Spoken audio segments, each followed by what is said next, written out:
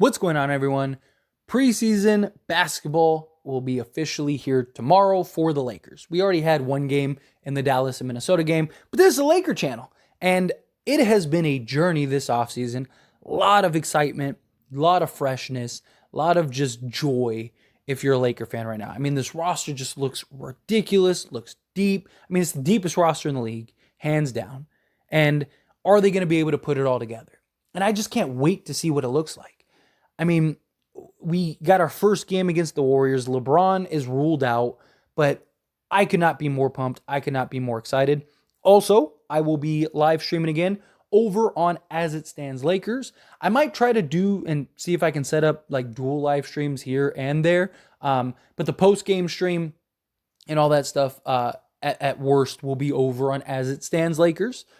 So I know most of you are subscribed to that channel too and are familiar that I'm in both these places. But for those that aren't, go on over to As It Stands Lakers, subscribe to that, and join me to watch the games. Every game we do a little watch-along live stream and, just kind of talk in real time, and then we do the post-game stream after. So it'll be a lot of fun, and I hope to see all of you there.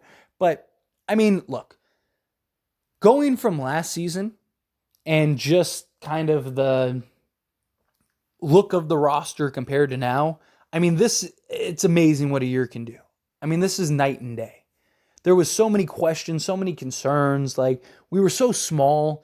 Like, even when I was talking about it last season, I was just like, man, this roster really looks like it's built for a trade. And it's just like no trade seemed to happen. And it was like, okay, I guess we are going into the season with this roster. And a lot of it, I think, was the Lakers' anticipation of getting Kyrie the offseason, because it seemed like at times like it was going to be a done deal, and then kind of just scrounging things together. And then we had the deal for Buddy Hield and Miles Turner, which Jeannie Buss ends up vetoing, and then we were all upset about that, although I wasn't like that mad about it. Although in hindsight, you can make an argument that Lakers might have won.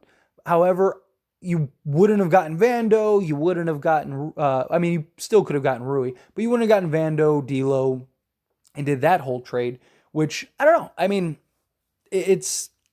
I'm not mad or upset that they didn't do it, right? I think that they have a real roster now. It looks great. And who knows, maybe those guys, Buddy Hield's available. Maybe at some point they still get that deal done. But time will tell. Regardless, this is our roster. I'm totally okay with this roster, and I am so excited. It just feels different this year. I mean, this roster is the deepest Lakers roster. I mean, when was the last time we had a roster like literally 12 guys deep? That 2010 roster, right? That roster was pretty deep, pretty good, pretty talented, right? That was when you had, Sasha and Lamar and Bynum and Gasol and Kobe, and, you had the 1 year with Ariza, the other year with Ron Artest or Metta World Peace. You had, Shannon Brown, right? Derek Fisher, like that. I mean, that roster, Jordan Farmar, right? You had a very deep, versatile, and they were running deep guys, right? So that's kind of like the last roster I can think of that was like this level deep, and it's just such a beautiful thing, because last year was just like, what do we do? Like, our entire roster is like a bunch of 6-foot guards, and we start the season 2-10, and it's just disastrous, and we have a 0.2% chance or 0.02% chance of just making the play-in. And it's just like, here we go, another failed, disastrous season. And they really turned it around. They righted the ship. They went and got the pieces that really were able to kind of get everything back on track. And then all of a sudden, we're in the Western Conference Finals, and we're like, we're really going to do this thing. And unfortunately, we ran into the Denver Nuggets, and hey, give them credit. They did their thing. And it's been a lot of talk. And I'm excited for that first game of the season. The Lakers seem very excited for that first game of the season also. But just to see, the continuity continue to grow and continue to build. And, the starting unit that got us to the conference finals, they're going to play more than 8 games together going into the playoffs this year, right? That was the problem. I mean, there were so many things that were just rough for the Lakers, right? I mean, one, by the time we got the trade, every game was a game 7, right? All of them were. You had LeBron on one leg, you had AD on one leg, you had D'Lo on one leg. They played like 8 full games together because, again, even though, like, yes, we played 23, 24 games post the trade, LeBron missed like half of those games. D'Lo missed a handful of those games. AD, like, right? So now we actually get to see, like, what does this roster look like healthy? What does this roster look like with a full training camp, a full preseason? And look, the Lakers have a grueling schedule to start. I mean, 4 of their 5 first games are against the, 5 to 6 best teams in the entire league, right? Or at least the Western Conference. Like, it's tough, man. It's going to be tough. And we're going to get to see what this Lakers team is made of. And when we're talking preseason here, right, like, obviously, it'd be nice to get these wins. I mean, I would love to just go undefeated in preseason, but to me, that's not the be-all, end-all. We've had Laker teams be abysmal in Summer League and win the NBA championship. We've had preseason teams that have been great and gone, nearly undefeated or undefeated and won championship games. Like, whether we win every game or not, that's not what's important. It's about figuring things out, kind of getting that real-time interaction and building on that chemistry.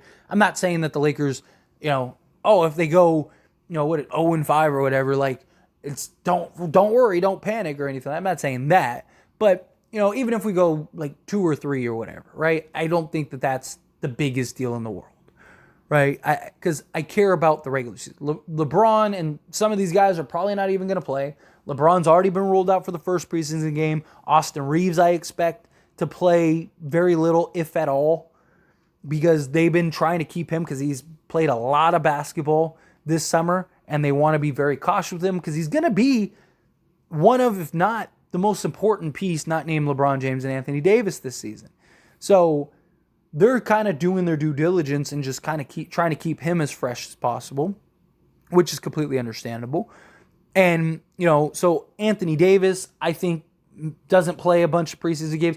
The last, preseason game or 2, I think that, because those are usually, the dress rehearsals before the regular season, those are the games that I think we kind of get to see everybody.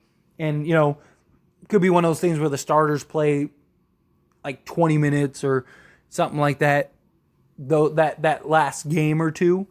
But I think, for the most part, we're probably going to get a heavy dose of the new acquisitions. So you're going to see a lot of Christian Wood. You're probably going to see a lot of Gabe Vincent and Cam Reddish and Max Christie and Jalen Hood-Schifino and Taurean Prince and all of these guys, right? You're going to get to see this depth in action. How do they look? And I'm okay with that, right? Let's do some experimentation. Let's get weird here with some of these lineups, right? Let's build some chemistry amongst other lineups and units, right?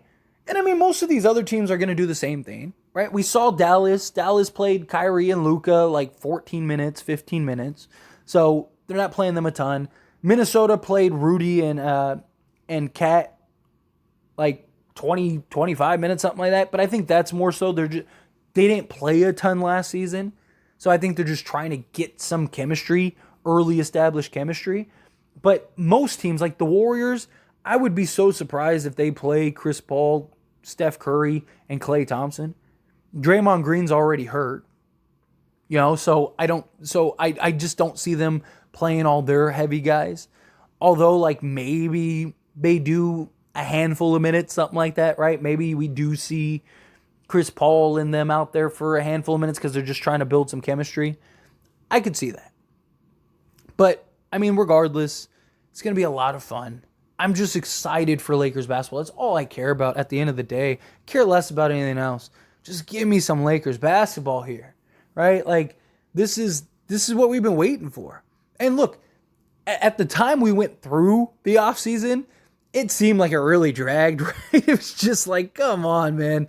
Because the Lakers did everything in day one, right? It was everything was done day one, right? But we now looking back, it just seems like it went very quick. But that's usually how things go, right? It's like, when you're in it, it seems like it's taking forever, but as soon as you're done, you're like, oh, like that was fast. But I don't know. It's here and I'm pumped. But anyway, as always, this is a discussion, so I pass the question on to you. Let me know your thoughts and opinions down in the comments below. What do you think? How do you feel? Are you pumped for preseason basketball and Lakers basketball being back? What do you want to see? What are you looking forward to? How do you feel? Whatever your thoughts are, love to hear it. Let me know down in the comments.